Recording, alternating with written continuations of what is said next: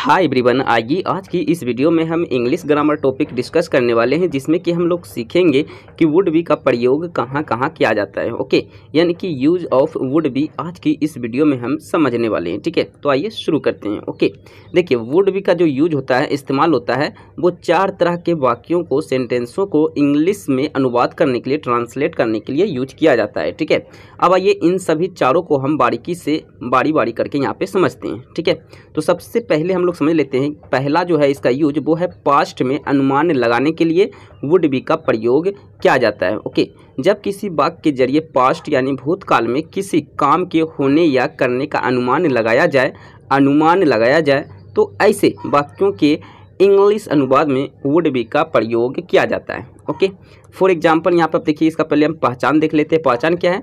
जब किसी हिंदी वाक्य के क्रिया के अंत में रहा होगा, रही होगी, रहा होगा, रहे होंगे, रही होंगी, ओके, आदि लगा रहे, इसी तो ऐसे वाक्यों को, ऐसे सेंटेंसों में हम लोग क्या करते हैं? वुड बी का प्रयोग यानी कि यूज करते हैं। ठीक है, अब यहाँ पे फॉर एग्जाम्पल यहाँ पे जैसे देख सकते हैं, वह खा रहा होगा। ओके, यहाँ पे क्या है? पास्ट में, भूतकाल में ये अनुमान लगाया जा रहा है कि वह खा रहा होगा, यानी कि जब मैं इसके घर पे पहुंचूंगा तो वो खा रहा होगा, ऐसा हो सकता है। ठीक है, अनुमान लगाया जा रहा है। ठीक है, सीता पढ़ रही होगी, यानी सीता के घर जब हम देखेंगे जा करके तो सीता कहीं न कहीं वो क्या कर रही होगी? पढ़ रही होगी, ऐसा मेरा अनुमान है। ठीक है, श्याम सो रहा होगा, बच्चे जो है जाग रहे होंगे। ठीक है, यहाँ पे बच्चे है। ठीक है, बच्चे, ओके, यहाँ मिस्टेक है थोड़ा सा टाइपिंग में। ठीक है, बच्चे जाग रहे होंगे, इसी तरह इत्यादि आदि और भी ETC एक्सेट्रा हो सकते हैं। ठीक है, अब यहाँ पे हम लोग पहले बात कर लेते हैं अफर्मेटिव सेंटेंस का। ओके, यानी कि सकारात्मक वाक्य का। ठीक है, तो सबसे पहले हम समझते हैं कि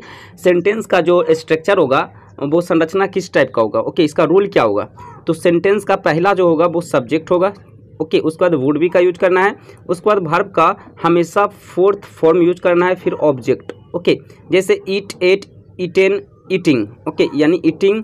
ओके, इसी तरह रीडिंग, रीड मतलब पढ़ना होता है, तो रीडिंग, यानी कि हमेशा वर्ब का फोर्थ फॉर्म आपको यूज करना है। ठीक है, फॉर एग्जाम्पल यहाँ पे देखिए, वह सो रहा होगा। ओके, तो वह यहाँ पे क्या है जी? आपका सब्जेक्ट है, तो सब्जेक्ट का यहाँ पे वह का क्या होता है? ही आपने यूज कर लिया सब्जेक्ट के रूप में। ठीक है, उसके बाद वुड बी का यूज बोल रहा है करने के लिए स्ट्रक्चर में। ओके, तो आपने वुड बी का यूज कर लिया। ठीक है, उसके बाद वर्ब का फोर्थ फॉर्म, सोना का क्या होता है? स्लीप होता है, तो इसका फोर्थ फॉर्म क्या होता है? स्लीपिंग, तो he would be sleeping. Okay, और फुल स्टॉप। ओके, इसमें तो ऑब्जेक्ट है नहीं। ठीक है, इसी तरह राधा गाना गा रही होगी। ओके, तो राधा आपका सब्जेक्ट हो गया, सब्जेक्ट हो गई राधा। उसके बाद सब्जेक्ट के बाद वुड बी का यूज होता है, आपने वुड बी का प्रयोग कर लिया।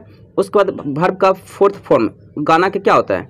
गाना का सॉन्ग होता है, लेकिन गाना का सिंगिंग सॉन्ग होता है। ठीक है, सिंगिंग, यहाँ पे ए लगा सकते हैं, सिंगिंग आ सॉन्ग। ठीक है, Radha would be singing uh song लगा सकते हैं। ठीक है, ओके, बट अगर आप यहीं ये भी लिख सकते हैं कि Radha would be singing song. Okay, ये भी आपका सही है। ठीक है, इसी तरह मैं जग रहा हूँगा, यानी कि मैं जग रहा हूँगा, मैं सो नहीं रहा हूँगा। ठीक है, तो आई वुड बी, मैं का आई, उसके बाद वुड बी, उसके बाद जगना को होता है बेकिंग, वेक अप होता है। ओके, वेक अप होता है जगना का, WAK, वेक अप, लेकिन यहाँ पे आपको फोर्थ फॉर्म यूज करना है, इसीलिए यहाँ पे WAKING, बेकिंग अप यहाँ पे लग गया। ठीक है, तो इस तरह यहाँ पे आप समझ सकते हो, I would be baking up. ठीक है, बच्चे खेल रहे होंगे, यहाँ पे बच्चे हैं, तो यहाँ पे मिस्टेक हो चुका है, जहाँ जहाँ बच्चे हैं आप इस तरह यहाँ पे से समझे। ठीक है, तो बच्चे खेल रहे होंगे, तो चिल्ड्रेन वुड बी प्लेइंग। ठीक है, राधिका नाच रही होगी, तो Radhika would be dancing. Okay, इसी तरह और भी एग्जांपल यहाँ पे आप देख सकते हैं। ठीक है, तो अब आइए हम लोग आते हैं निगेटिव सेंटेंस यानी कि नकारात्मक वाक्य पे। ठीक है,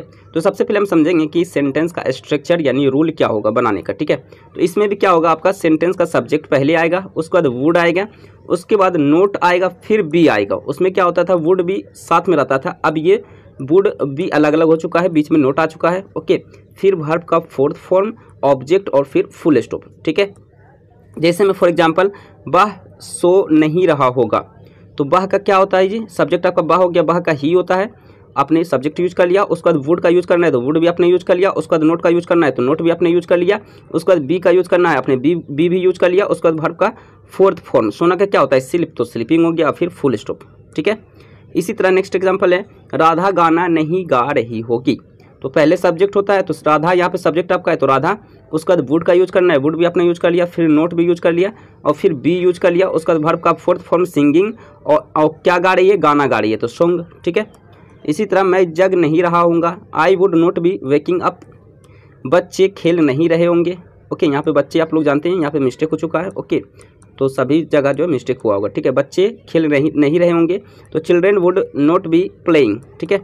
राधिका नाच नहीं रही होगी, तो Radhika would not be dancing.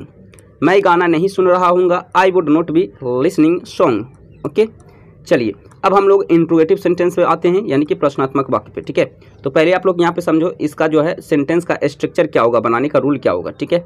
तो पहले होगा वुड, उसके बाद सब्जेक्ट, उसके बाद अगर नोट रहे तो नोट आपको लगाना है, वट नोट नहीं रहे तो नहीं लगाना है। जैसे यहाँ पे देखिए पहला सेंटेंस है, क्या वह सो रहा होगा।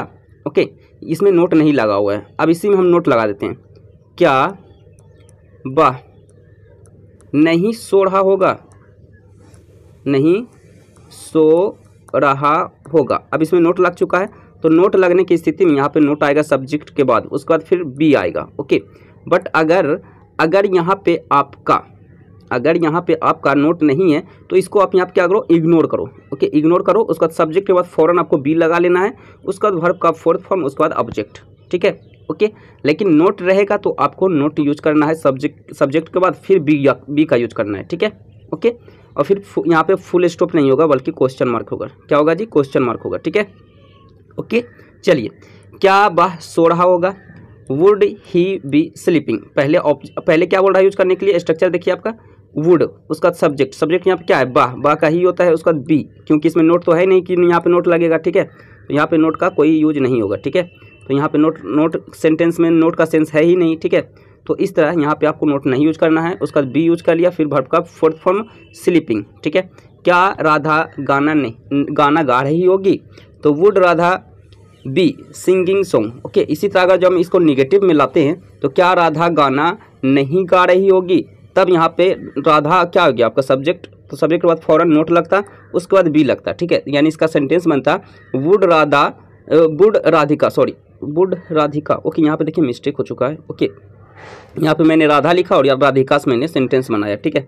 तो यहाँ पे आप राधा कर दीजिए, या तो इसको राधिका कर दीजिए या फिर इसको राधा कर दीजिए, ठीक है। ओके, तो हम यहाँ पे क्या करते हैं, इसी को राधा कर देते हैं, ठीक है।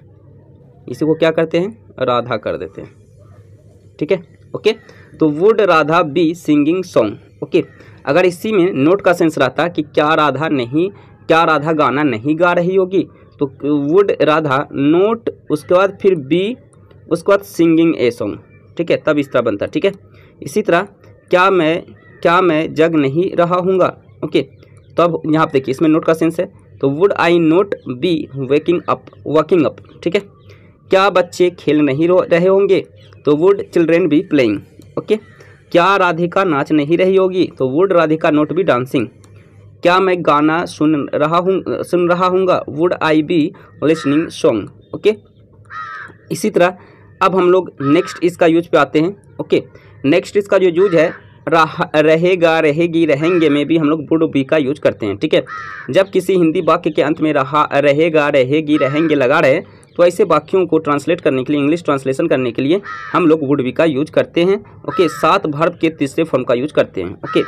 ओके, इससे पहले हम लोग क्या करते थे, वर्ब का फोर्थ फॉर्म यूज करते थे, लेकिन अब हम लोग वर्ब का थर्ड फॉर्म यूज करेंगे, ठीक है। जैसे में दुकान बंद रहेगा, तो the shop would be closed. दरवाज़ा खुला रहेगा, the door would be opened. Okay, opened. गाड़ी चालू रहेगी, the one would be started. Okay, यहाँ पे वर्ब जितने भी है सभी में क्या किया गया है, वर्ब का थर्ड फॉर्म यूज किया गया है, ठीक है। ओके, चलिए इसका थर्ड यूज होता है बनता, बनती, बनते के लिए वुड बी का यूज करते हैं। जब किसी हिंदी वाक्य के नाउन के साथ बनता, बनती, बनते लगा रहे, तो वाक्य को इंग्लिश ट्रांसलेट बनाने के लिए वुड बी का यूज करते हैं। नाउन का वुड बी के बाद नाउन का प्रयोग करते हैं, ठीक है। यानी वुड बी के बाद नाउन का प्रयोग करते हैं, ठीक है। जैसे यहाँ पे डॉक्टर क्या हो गया, नाउन हो गया, ठीक है। यानी वुड बी पहले आया, उसके बाद नाउन आया। ओके, यहाँ पे यही कहा जा रहा है कि वुड बी के बाद नाउन का प्रयोग करते हैं, ठीक है। जैसे मैं एक डॉक्टर बनता।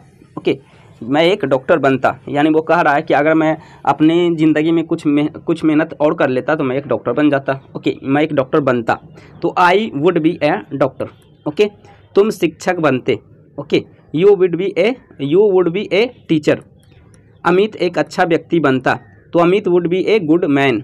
राधा एक जज बनती, तो राधा वुड बी ए जज। ओके, चलिए अब इसका फोर्थ जो यूज है और लास्ट यूज है, विशेषण के साथ वुड बी का प्रयोग करते हैं। ठीक है, जब किसी वाक्य में कोई विशेषण रहे तथा वाक्य के अंत में होता है, होती है, होते हैं रहे, तो ऐसे वाक्यों को इंग्लिश अनुवाद यानी ट्रांसलेट करने में हम लोग वुड बी का प्रयोग करते हैं। ठीक है, फॉर एग्जाम्पल, अच्छा होता, if would be good. Okay, last में होता है, होती है, होते हैं लगा हुआ है। ओके, होता, होती, होते हैं। ठीक है, इस तरह लगा हुआ है। ठीक है, तो इट वुड बी गुड। बुरा होता, it would be bad. Okay, इसी तरह लाल रंग होता, तो it would be red colour. Okay, it would be, यहाँ पे ऑफ काट दीजिए, रेड कलर। ठीक है, it would be red colour. Okay, तो इस तरह यहाँ पे आप समझ सकते हो। ठीक है, यहाँ पे देखिए विशेषता, यहाँ पे विशेषण है। लाल क्या है? विशेषता बता रहा है। बुरा यानी खराब, ये भी क्या है? विशेषता है। ओके, इसी तरह अच्छा, ये भी क्या है? एक विशेषता है। तो यानी विशेषता के साथ अगर होता, होती, होते लगा रहे तो हम लोग वुड बी का यूज़ करेंगे। ठीक है, तो आज के लिए इतना ही। वीडियो को लाइक करें, चैनल को सब्सक्राइब करें। मिलते हैं नेक्स्ट वीडियो में। आज के लिए इतना ही। So thank you.